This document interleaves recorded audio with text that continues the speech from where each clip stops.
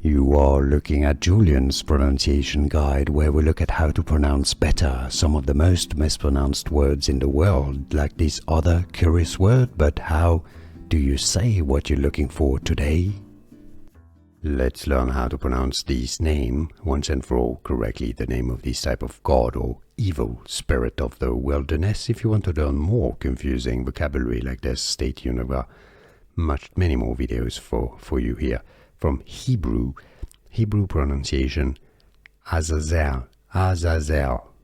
In English, however, you have different pronunciations that do exist. Azazel is one of them. Very English pronunciation, it's correct, Azazel.